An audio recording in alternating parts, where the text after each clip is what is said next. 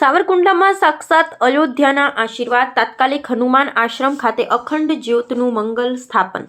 અયોધ્યા ધામ અને હનુમાન ગઢીની દિવ્ય જ્યોતના પગરણા થતાં સમગ્ર પંથક રામમય બન્યો। ભાવિકોમાં અનેરો ઉત્સાહ, કેસરિયા માહોલ અને રામધૂનના ગુંજારવ વચ્ચે અયોધ્યાની અખંડ જ્યોતનું ભવ્ય સ્વાગત। ઠેર ઠેર પુષ્પવર્ષા। તાત્કાલિક હનુમાન આશ્રમથી કેવડાપરા સુધી નીકળેલી દિવ્ય શોભાયાત્રામાં ગોપી મહિલા મંડળ અને હજારો ભક્તો જોડાયા।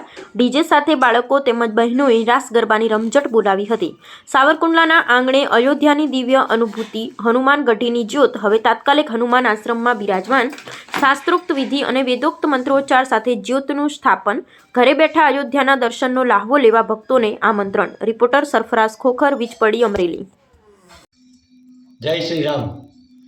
તાત્કાલિક હનુમાનના આંગણેથી વિશ્વના કલ્યાણ માટે અને સનાતન સંસ્કૃતિને ઉજાગર કરવા માટે અયોધ્યાથી જે અખંડ જ્યોત રામ મંદિરની અને શ્રી હનુમાનગઢીની અખંડ જ્યોત અહીંયા તાત્કાલિક હનુમાને આજે ખૂબ જ ધામધૂમ અને ખૂબ જ આનંદથી અને ખૂબ જ પૂજા કરી અને અહીંયા હનુમાનદાસજી બાપુ છે તાત્કાલિક હનુમાનના, એમણે અહીંયા ખૂબ જ ભાવથી એ જ્યોતનું સ્વાગત કરેલ છે અને કેવડાપરાની ગોપી મહિલા મંડળોએ અહીંયા જ્યોતને ડીજે સાથે ધામધૂમથી બધી જગ્યાએ ફેરવેલ છે।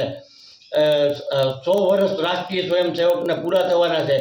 એ અનુસંધાને આવતા રવિવારે કબી ટેકરીએ એ બધો કાર્યક્રમ છે, એમાં સાવરકુંડલાની ધર્મપ્રેમી જનતાને હાર્દિક નિમંત્રણ છે। આ જ્યોતના અચૂક દર્શન કરજો। જય શ્રી રામ, જય શ્રી રામ, જય શ્રી રામ।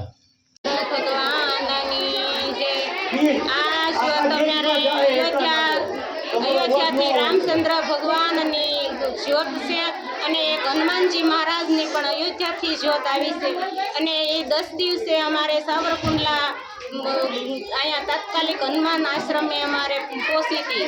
પછી આજે અમે ગોપી મહિલા મંડળ સમસ્ત અમે કેવડાપરામાં બધી મહિલાઓ થઈ અમે એનું સ્વાગત કરી અને તે પણ હામૈયા કરી અને અમે આજે બધે વિસ્તારમાં અમે એમનું પૂજન પણ કરી રહ્યા છીએ। જય દ્વારકાધીશ।